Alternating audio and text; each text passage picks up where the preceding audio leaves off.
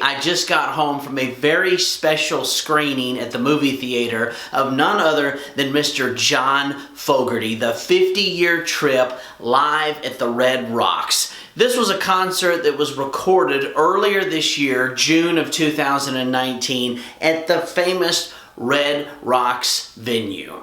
And this marks the 50th anniversary of Woodstock and when Creedence Clearwater revival played there. So this live footage, not only is it an album that was released this past week, but they're bringing out the live DVD in January of 2020. So I am here today to give my take on this performance. But before I dive into this review, let me just take a moment to talk about how legendary John Fogerty is. I have said for as long as I can remember that this man has provided the soundtrack for America. When I think of the United States and music, this man's writing, this man's songs tell the story of America. I don't know exactly how to describe it, but his songs, his sound, his style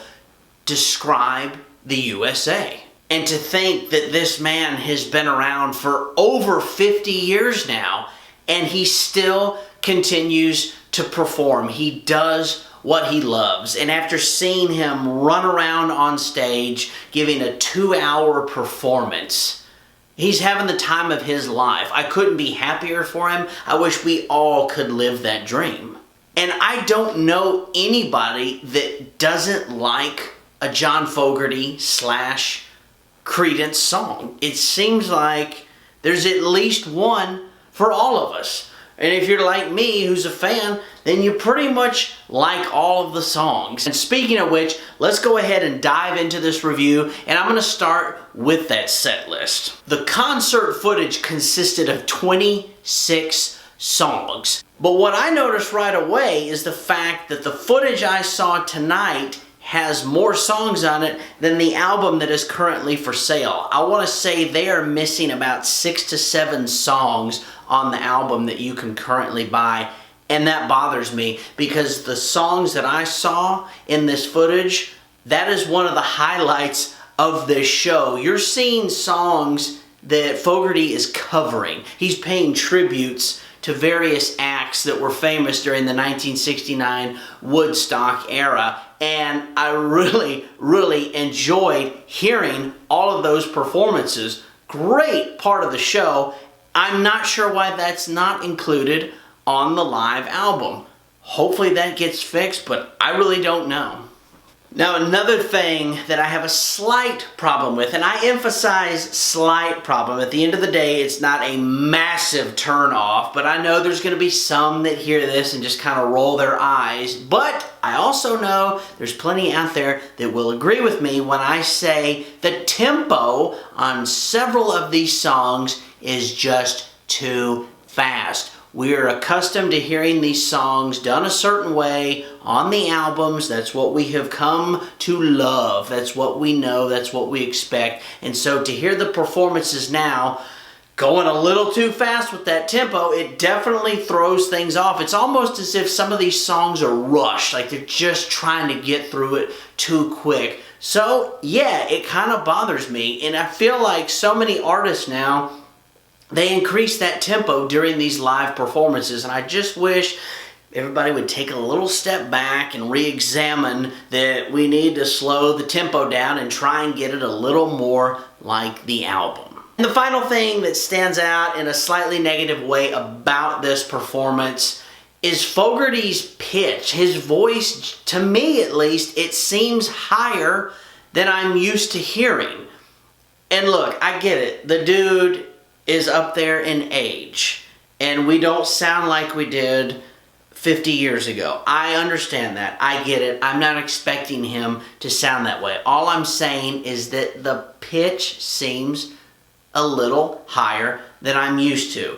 So it stood out to me. Does it ruin the show? No. It was just kind of an adjustment for me. But look, with all of that being said, those are only minor hiccups in this live performance because the show itself was absolutely fantastic. Every one of the songs rocked. The musicians, this band, these guys are phenomenal. And another thing that makes this performance so special is you get to see Fogerty with his two sons. One of them joins him to sing a song, and the other is with him the entire time as the rhythm guitarist. And Fogerty has even talked about what a joy it is being able to play these songs to audiences with his kids. And you can tell he's enjoying every second of it, and his children are as well. And the show does what you expect. It rocks. All of these songs, I feel like everybody knows them. We've heard them all our lives. And the great thing about this type of music is you're going to get basically 3 generations of people at shows like this. You got grandparents, parents, and then the grandkids. It's so awesome to see this wide variety of ages because music like this, I feel like it speaks to everybody. There's such a distinct sound to John Fogerty and to Creedence Clearwater Revival. And there were times, honestly, during this show, I literally felt like I was in church with black people. I mean, it was like I was in there with the Blues Brothers and the Reverend Cleophas James. When I woke up this morning, I heard a disturbing sound. What I heard was the jangle of 1,000 lost souls. I'm talking about the souls of mortal men and women who inhabit this earth. And I think it's important to stress that all of the best music comes from Black America. The black founders of rock and roll, the blues, your Howlin' Wolf, Muddy Waters, Lightnin' Hopkins, Chuck Berry, Bo Diddley, B.B. King, Freddie King, Albert King, Little Richard, James Brown. I mean, I could go on and on. All of those black artists created this rock and roll, taking the blues and all of that, and it definitely shows in Mr. Fogerty's music, and they do such a great job of keeping that alive. Something else that I really enjoyed about this live performance was they had John Fogerty doing an interview throughout the film, and he talked about his career and what motivated him.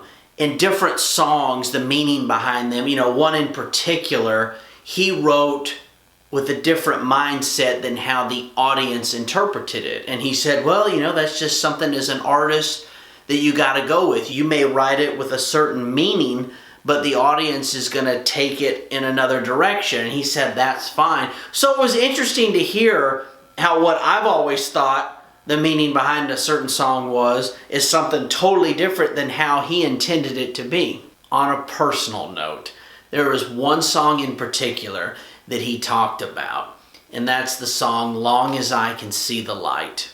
And he said every time he performs this now, he has a specific thought. And so knowing what that specific thought is for him, it's totally changed how I listen to that song. So now when I hear it, I think of someone who is very, very special to me. Someone who has the face of an angel smiling with sin. At the end of the day, this concert does exactly what you would expect, and it rocks. You got bass solos, guitar solos, drum solos, saxophone solos, some world-class musicians rocking their asses off, giving the people what they want. And as John Fogerty says, the best audiences to play for are the ones that are having a great time. And that's exactly what you will do watching this live performance. I hope the CD at some point contains those 6 or 7 tracks, whatever it was, that were featured for this live footage. Whether they do or not, I feel very confident saying I know the album itself will rock as well. So I'm going to give this live performance that's coming to DVD in January of 2020 an 8. If you were like me and got to witness this performance on the big screen, or if you were one of the fortunate ones, or should I say fortunate sons, anyway, who got to see the show live at the Red Rocks venue, or if you've just seen Mr. Fogerty on this current tour, please leave me some comments and let me know what your thoughts were. I'm definitely intrigued to hear those. And I want to thank all of you for watching, and a special thanks to my subscribers. If you haven't subscribed to the channel, please consider doing so. Click that subscribe button. Definitely leave me some likes. It helps this channel, it helps me, and I appreciate all of you. We'll see you guys next time.